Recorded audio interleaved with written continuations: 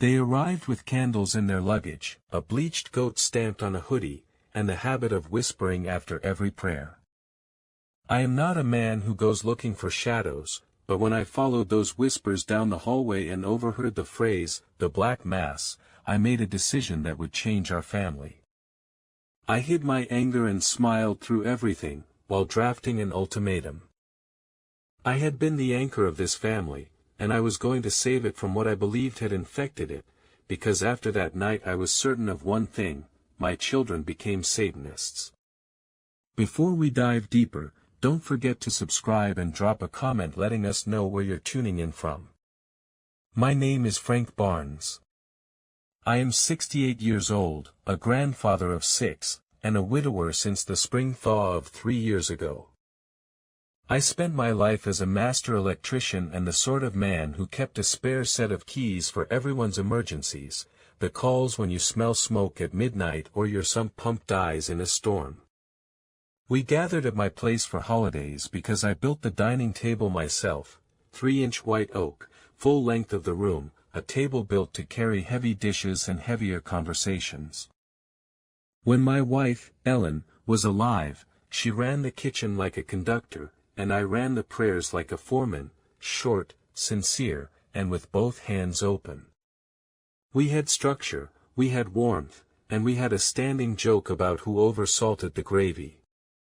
After Ellen was gone, the house became quieter but the traditions held. I kept making the cranberries in the same cracked bowl. I kept Ellen's apron hanging on its hook. Then everyone moved, the way people do in a world that spreads you thin. My son Michael took a promotion in Seattle, my daughter Leah went to Charlotte, my youngest, Ben, drifted between contract gigs and a studio in Detroit. The grandchildren flung themselves toward their schools and sports. Miles stacked up between us, and those miles weighed more than I expected. For 2 years after the funeral, our visits were short and practical. Come in Friday, fly out Sunday. A plate, a hug, a quick fix on a closet door. This past November, I put my foot down. I declared a full family Thanksgiving with early arrivals and a linger afterward, a week, or even a month if we could. We need a few weeks of noise, I wrote in the group chat. I will smoke a turkey and all of you will pretend to like it. Everyone agreed. Flights were booked. I bought a new coffee maker and set 6 beds with fresh sheets. They came in with rain on their jackets and boxes of pastries and the sort of energy you get when a tribe reassembles after a long winter. The first strange note was small. Leah arrived with 2 tall glass jars of candles wrapped in paper. Hand-poured, she said. The scents were called resurrection, storm, and night work. She arranged them along my mantel and lit one while I stirred the gravy. Another strange note, Michael's hoodie, black with a stylized goat's head inside a star. I wiped my hands and squinted at it. Capricorn, he said, tapping the goat. Astrology joke from my team. I am the goat of sprint planning. You mean the greatest of all time, I said. That would be blasphemy, Dad, he said lightly, and went to find coffee. He was smiling the way a man smiles when he is making a softer joke inside a hard one. Ben arrived last, dragging 2 canvas bags filled with cables, a camera, and a small wooden box that he kept close. He had grown a beard that made him look older than his 32 years and younger somehow too, like a boy hiding in a costume of himself. His girlfriend, Alana, waved shyly. On her wrist was a bracelet of tiny black stones, the sort of jewelry Ellen would have called mourning beads. A pendant hung at her neck, a metal cross that, to my eye, looked upside down. We had our meal, and if you had been a stranger at my door that night, you would have called it a good one. Laughter, music from the old speakers, the scraping of forks. I said the prayer because I am still the one who does it. At the end, something happened. Not dramatic. Just a beat too long of silence that felt like a withheld breath. I opened my eyes and saw Leah looking at her hands, lips moving silently. Ben stared at the candle. Michael was not looking at anything. The silence had a shape to it. It bristled. I told myself to be generous. People grieve in strange ways. People drift. People try on new coats. But when the dishes were done and the house had settled, I went upstairs to the hallway, where the floorboard creaks are old friends, and I heard my children talking in Leah's room. They kept their voices low, but my ear is trained to hear trouble.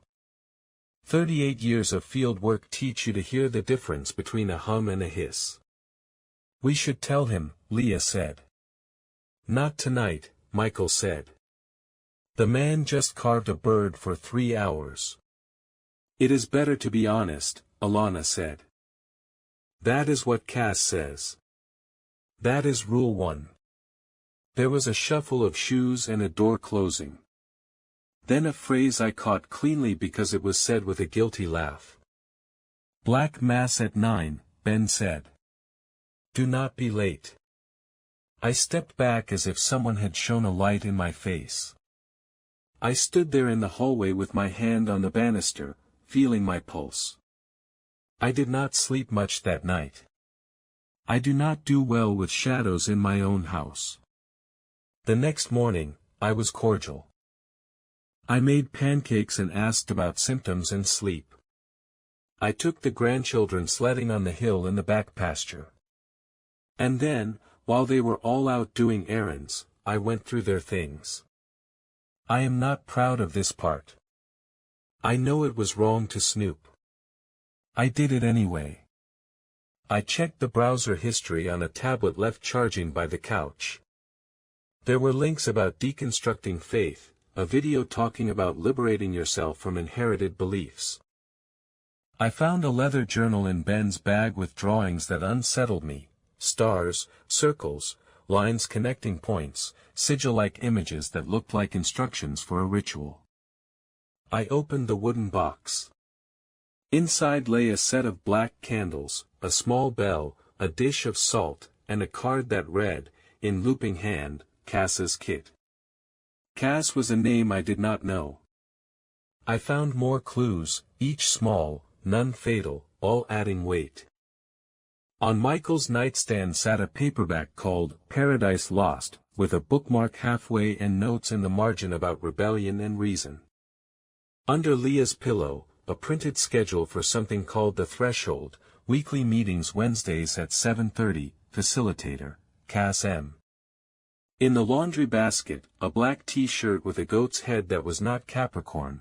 I could see that now, this goat had a candle between its horns. In the chat thread on Ben's phone, which I should not have opened and did anyway, was something labeled, Coven Calendar. By the third clue I had the shape of a story. By the 10th I had a conclusion, and it lodged in my throat like a fishbone. That night I sat in the garage at the workbench and made a list. I am a man of lists. Pull permits. Replace breaker. Buy 200 feet of 12 gauge. I wrote in block letters, Leah, candles and threshold. Michael, book and hoodie. Ben, journal and kit. Alana, bracelet and inverted cross. I circled the word kit 3 times. I called my old friend Robert, a lawyer who had helped me wrap up Ellen's estate. He answered on the second ring. Frank, he said. How is the house? I need to update my will and trust, I said, my voice so steady it surprised me. I want to add provisions. Conditions. I need this done fast. Provisions like what? A morality clause, I said. No engagement with certain practices. No occult or satanic involvement. I want it explicit.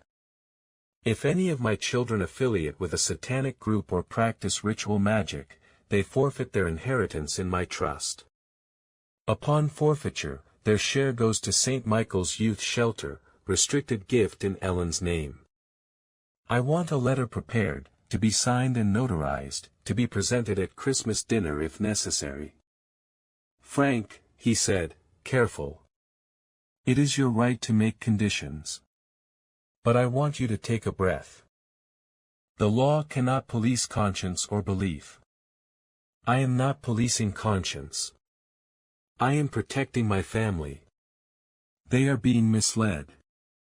Who is misleading them? A woman named Cass. She is leading something called the Threshold. I think she runs a coven. I think they are doing black masses and rituals. I believe my children are in danger. There was a soft exhale on the line. I can draft what you ask, he said. We will need specific definitions.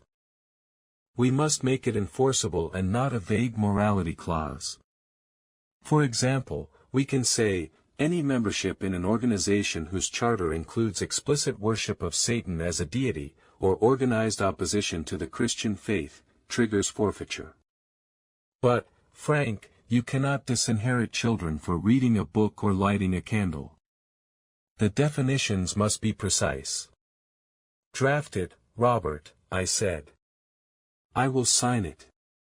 My mind is set. Understood, he said. That word had a weight. Understood. It was the moment the plan started. I hung up and dialed another number. Pastor Allen from our old church picked up in his kitchen. I heard clinking dishes. Allen, it is Frank, I said. I need counsel. We talked for 20 minutes, circling the same 2 points. He advised patience. People examine faith in grief, he said gently. They rub it between their fingers to see if it is real. He suggested I speak plainly with my children. He recommended I not throw gasoline on what might be a candle. I thanked him and then called someone else. Years ago, I had done electrical work for a man named Victor who hosted deliverance services in rented hotel ballrooms. His business card said evangelist in block letters and had a sword printed on it. He had paid in cash and shaken my hand like a promise. We had not spoken since. I found his number in an old address book and dialed it. He answered with a voice like a radio. This is Victor, he said. Who is calling? I told him. I told him about my children. He listened and did not suggest patience. Darkness loves confusion, he said. You must assert authority in your home. Invite me. I will pray. I said yes to him in the way a man says yes to a solution he knows is probably the wrong one but feels like action. We picked a date. December 23rd. 9 in the evening. He told me to buy oil and put a Bible in every room. In the next 48 hours, I became a detective of my own blood. I put a small camera on a bookshelf in the den, pointed not at people but at a table where they gathered nightly after the children were asleep. I found a forgotten baby monitor and set it up in the dining room, just to hear.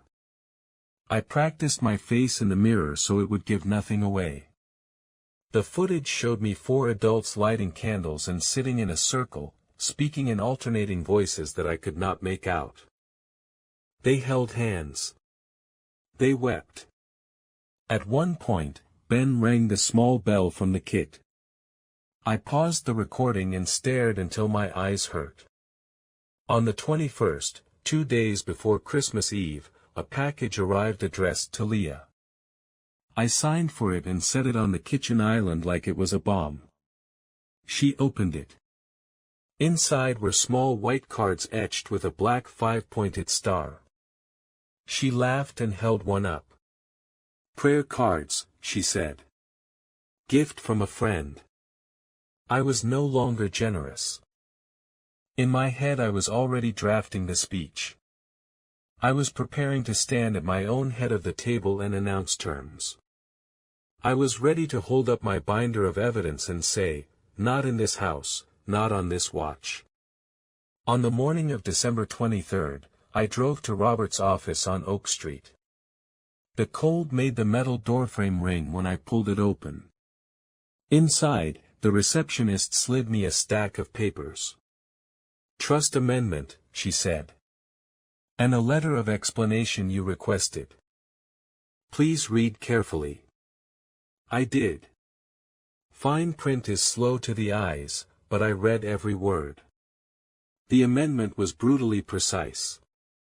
It named organizations, doctrines, and acts that would trigger forfeiture, with cross-references to a list of groups recognized by the state as religious institutions. It defined satanic worship in narrow legal terms to avoid including innocuous behavior. It named St. Michael's Youth Shelter as the contingent beneficiary and reserved for me a life estate on the house. The letter was my voice, edited by a lawyer. My beloved children, I cannot support affiliations that oppose the faith that has sustained our family. Therefore, I am placing conditions on your inheritance. I signed the papers with a pen that had Ellen's name on it from the bank we had always used. 2 witnesses signed. A notary stamped the bottom. The seal made a sound like a nail hammered into wood. Back home, I placed the papers in a folder and slid it under the runner in the buffet in the dining room. I took oil Victor had told me to purchase and dabbed it over the door frames in small crosses. I placed my old study Bible on the coffee table. I turned on every light. When they came in from the store, arms full of last-minute items, I asked them to sit. No grandchildren, I said. Just us. The 4 of them settled around the table, blinking at the brightness. What is happening? Leah asked. Family business, I said. My voice was steady. It sounded like steel to me. I have something to say. And I want you to listen without interrupting. Then you may each speak.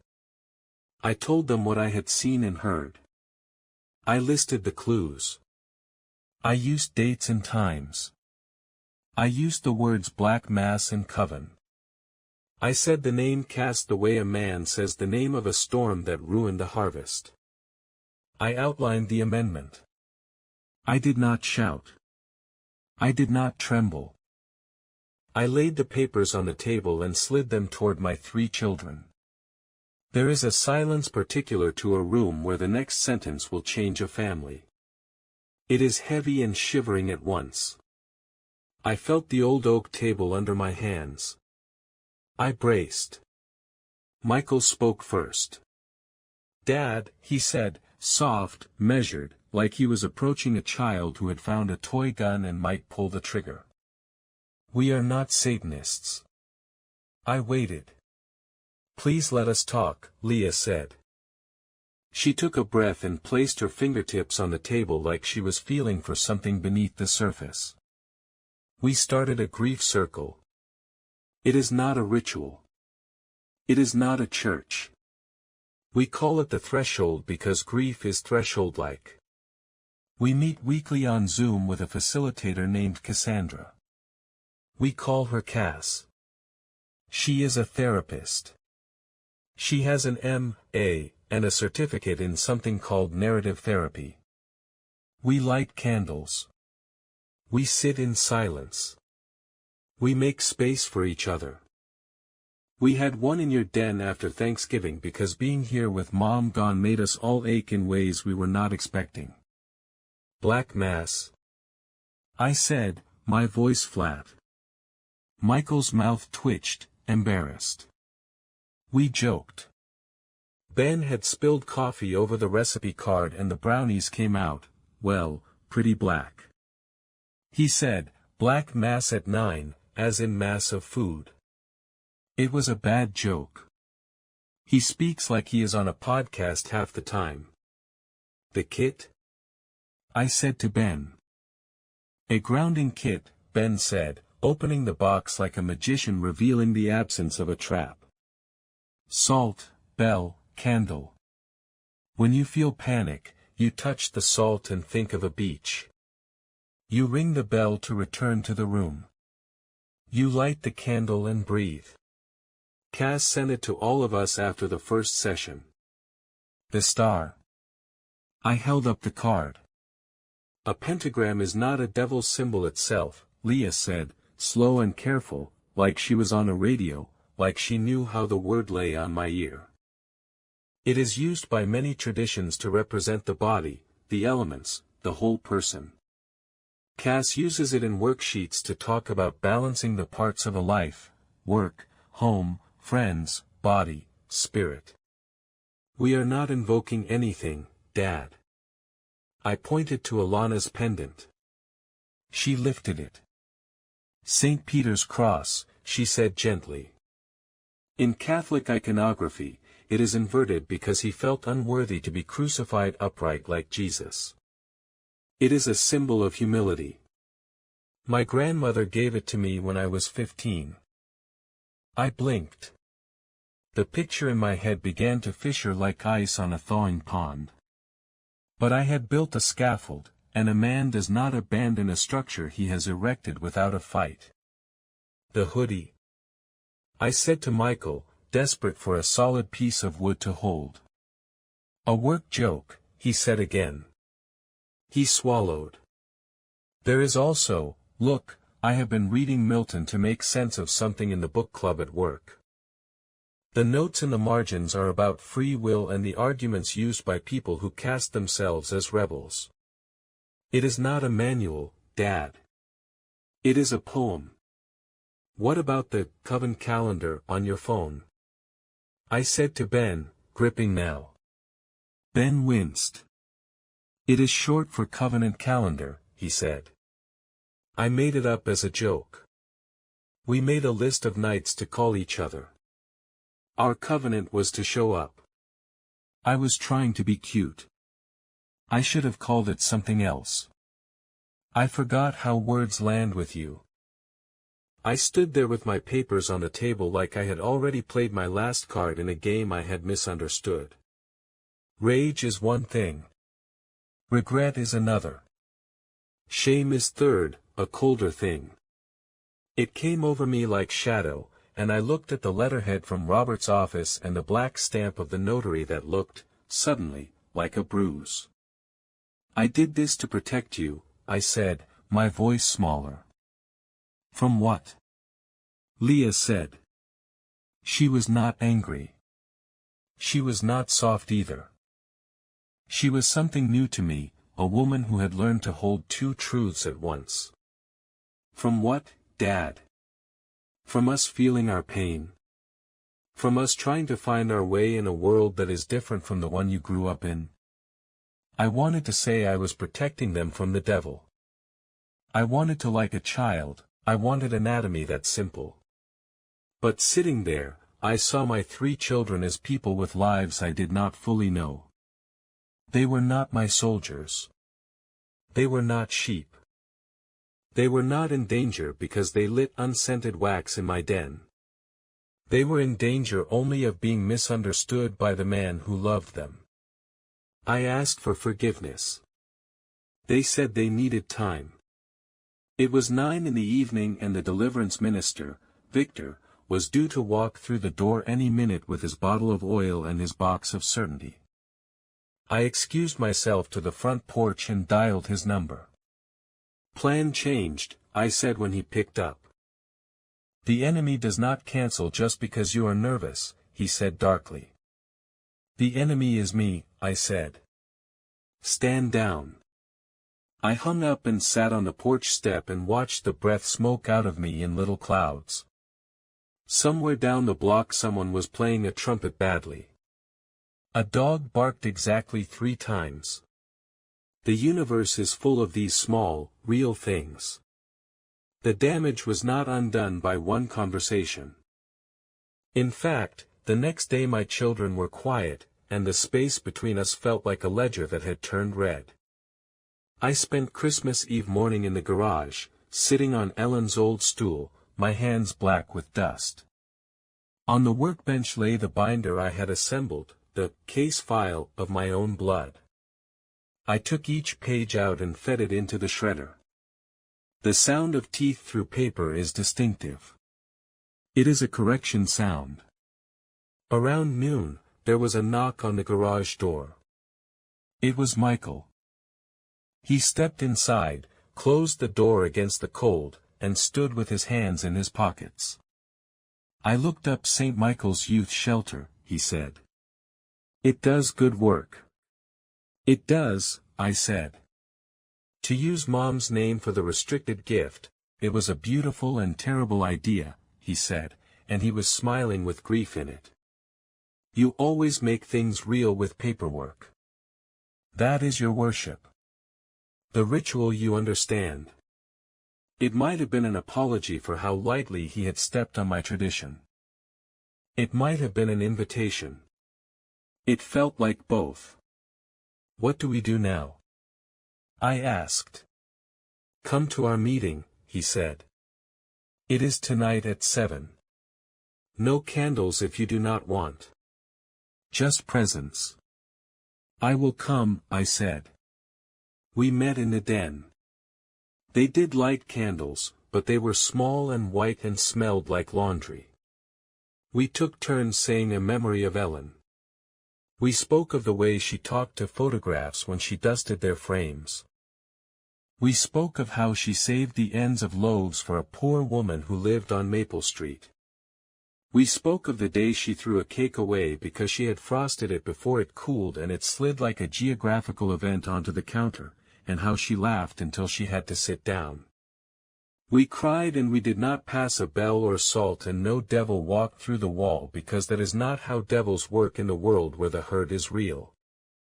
Halfway through, the doorbell rang. I stood and went to answer it, and there on the step was Victor with a plastic grocery bag and an expression of certainty like a mask he could not take off without losing his face. He held up the bag. "Oil," he said. "And a jar of walnuts for a snack." "I appreciate the nuts," I said, "and we will accept the gift. But the oil can go back in your trunk. We are doing something else tonight." "This is a mistake," he said sternly. "Once a foothold is established." "Victor," I said, very gently, like I was unscrewing a tight fitting. "I have done the mistake. Now I am fixing it. Merry Christmas." I closed the door. I felt my heart slow. I returned to the den. I sat. I did not speak first. That is progress. The next week, my trust amendment stayed in effect because I had signed it, but I met with Robert on the 27th and reworked it. We adjusted the definitions to focus not on symbols but on harm. We included a clause that no inheritance would go to any organization or person that relied on coercion, financial exploitation, or demanded separation from family as a condition of belonging. I kept St. Michael's Youth Shelter as a contingent beneficiary. I always liked the way their staff spoke to the boys. I added a different clause, too, the one that felt truer to the way we live now. Each child's share included a philanthropic portion that they could direct toward a cause that mattered to them. That was a way of telling them, you are adults, your conscience matters, you are part of the leadership here. Still, there was this other thread, the one that had started with the phrasing, Black Mass at 9. I could not shake the feeling that something outside us had been testing us, or to be less dramatic, that something cynical had been hovering near. When I looked back through Ben's phone photos, the ones he showed me willingly, one image stuck, a flyer for a threshold retreat, claim your shadow. I did not like the smell of it. The facilitator was the same Cass. The cost was $1,350 for 2 days, meals not included. There was a line at the bottom in 8-point type, liability waiver includes permission to use participant images in promotional materials. Who is Cass? I asked. Cass is fine, Leah said. She is intense. She pushes. But she helped us say the thing under the thing.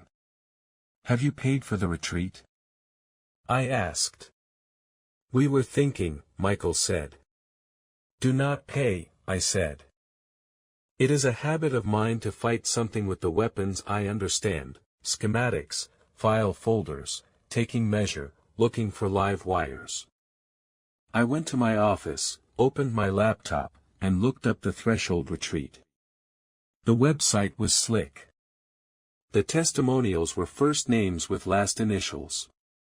The fine print flared into focus when I zoomed in. No refunds. Sliding scale available but limited. There were photographs of people standing in circles in a room with dim lights and a goat's skull on a shelf. I needed to know if this was the kind of help that stands or a business that presses where people are soft for the price of a car payment. I dug. The Better Business Bureau had a page. A handful of complaints, not many, but the pattern was there. A person who asked not to be photographed was featured in an ad anyway. A person charged a cancellation fee after a death in the family. I called the contact number and a receptionist answered with a voice polished to a shine. I am considering attending, I said. Can you send me your full waiver in advance? She hesitated and then emailed it. I read the document like I read blueprints, making a mark where a beam would carry too much load. It was not illegal. It was not a cult. It was simply hard and expensive and not built to bend toward tenderness. I did not need to ban my children from attending. They are adults. But I could bring fresh information, which is a form of light. The next morning, I printed out the complaint page and the waiver. I set them on the table. When the coffee was poured, I slid the papers forward, not like a policeman but like a father who had learned his lesson, which is a different posture entirely. Be careful with who you pay to sit in your sorrow, I said. If you want a group, we can find one that does not grind you for marketing. Michael read. He nodded. Ben scrolled the website on his phone. He nodded.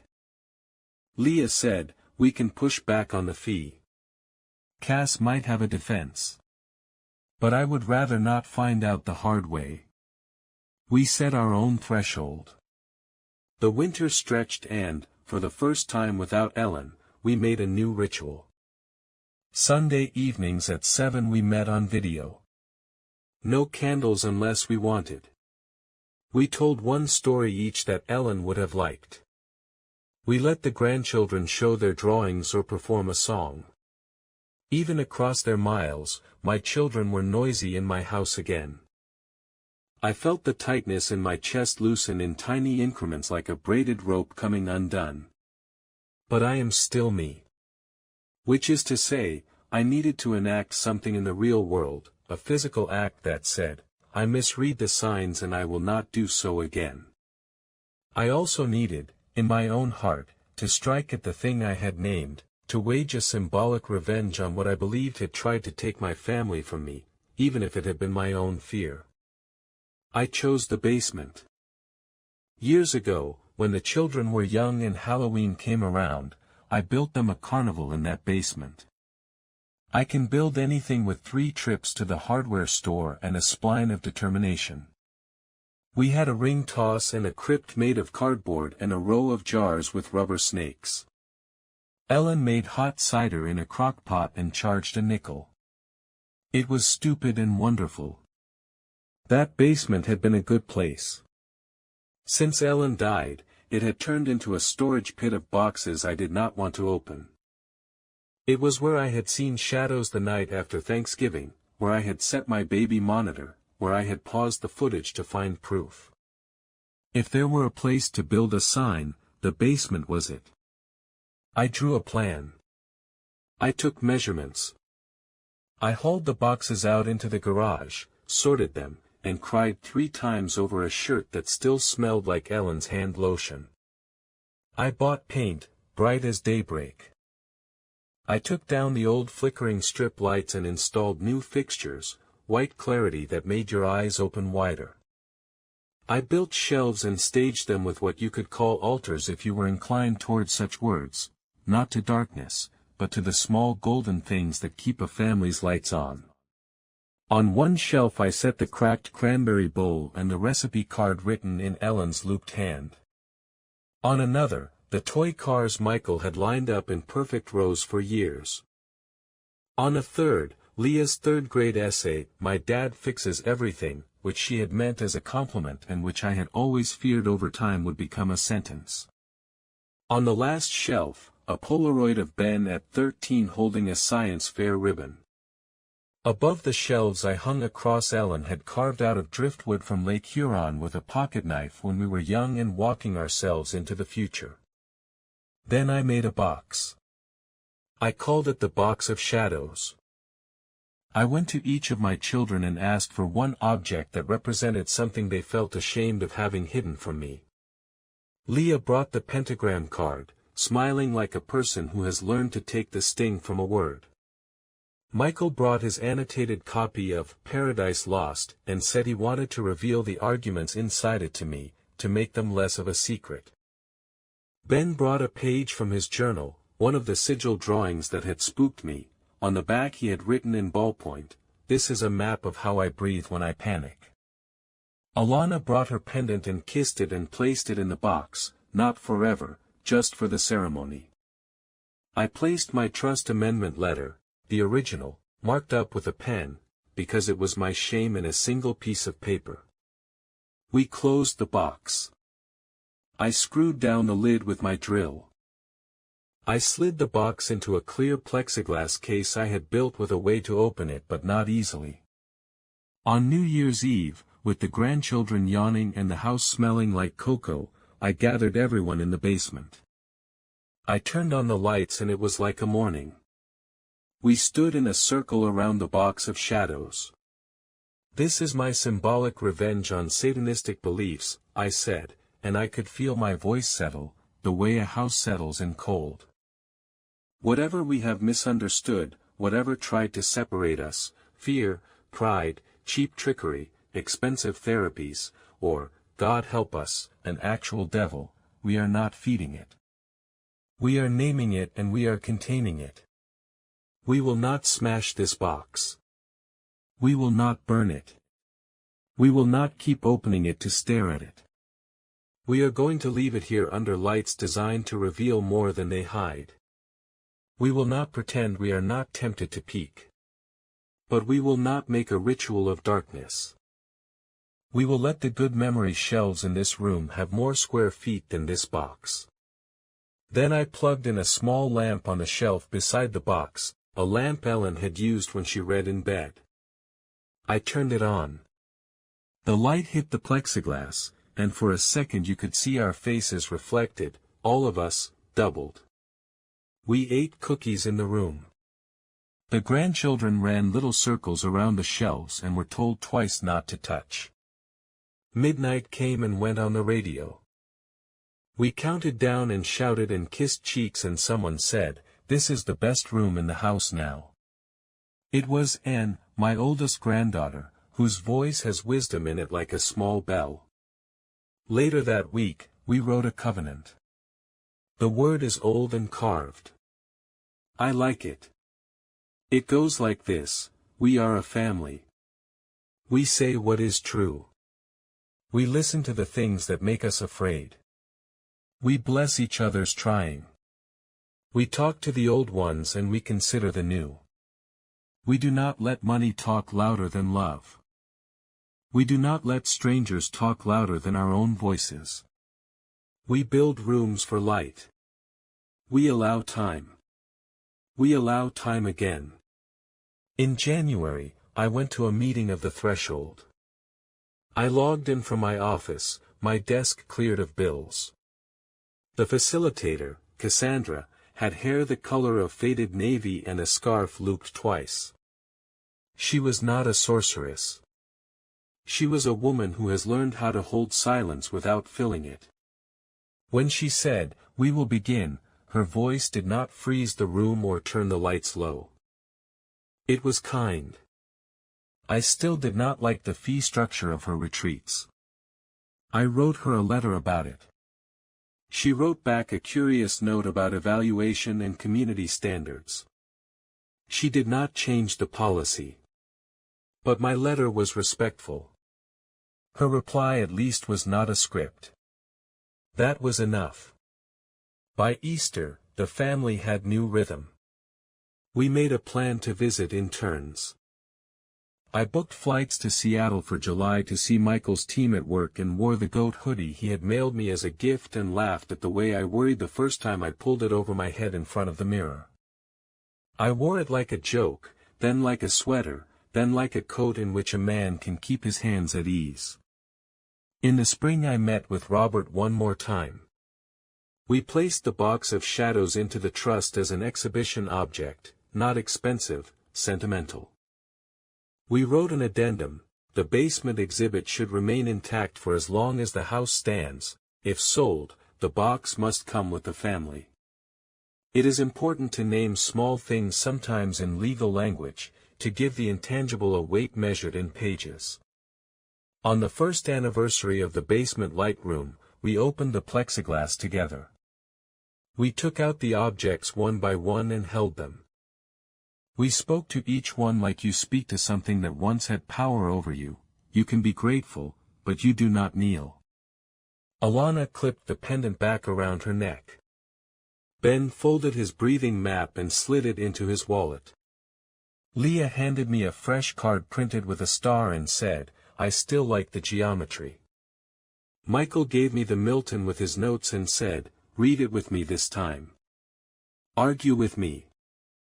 It can be a way to love each other." I read it. We argued. I blessed him. He blessed me back. That is new, a son blessing his father without patronizing him. It will always make me feel taller inside. Last Sunday, after church, I set the long oak table with roast chicken and potatoes. The house was loud again, a page flip sound of life. We said grace. At the end I kept my eyes open. It is my new practice. I looked around. No one whispered. No panic. No test. Just us. After the meal, as we scraped plates and told the same story for the 5th time, Alana tugged my sleeve and led me downstairs, nodded at the box of shadows, and said, "Can we add something?" She held out a small envelope. Inside was a photograph. Not a posed one.